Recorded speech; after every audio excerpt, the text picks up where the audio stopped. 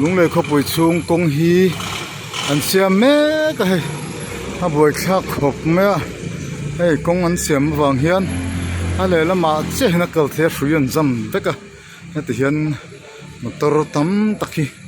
zam ngek nguk me le lam hi kal thei si lawa kong lo lama nuan waya a le lama nuan wai le so so la chonin ka thop pui changwal pathum an lo kal thot mai cho lâu hơi đâu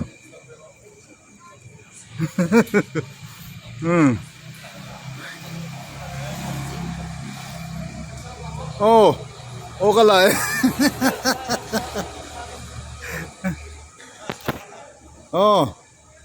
mà sao hả alo mồm ấy thì hiện motor tam takhi an ding he nguk me khoilam kong ngen zo don po ani selo traffic police in an soi koi na muna an koi tap don ani ti chuan ke po khula khong ka motor ka da tap me kal san nya me ti hian kong siam hi kong le lam zon phal si lawa bồi thác tắc anh bồi thác tắc khi lại hơn cần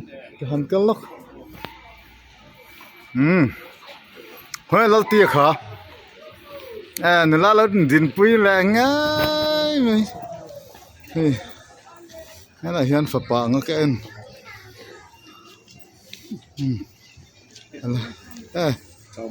sẽ cái phật bảo nó cái anh anh chẳng nộp bên này ngô xe anh phật bảo nó cái này hết là hiện phật bùi hi mel hi lăng chiang là ba mà sao lâu măng lẹp cả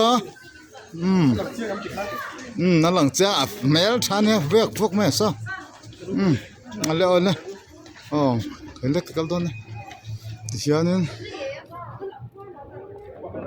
motor hi ding ngek muk me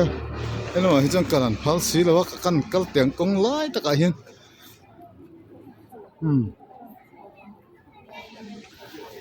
kal the ve kalam machine te chi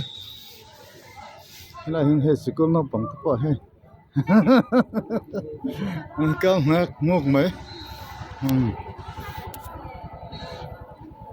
am boy kha khop mai khoi lam kong nge anh rõ đó nó nên sẽ là reng cái cầu mẹ mày này thì hiện nên cái bọc công lai tắc rồi đi vợ cầu cha khóc mấy anh lúng lại khóc bồi chuông công hi cha bém tắc này thì hiện sự anh ra mà vút bật cầu lẹ tắc mèo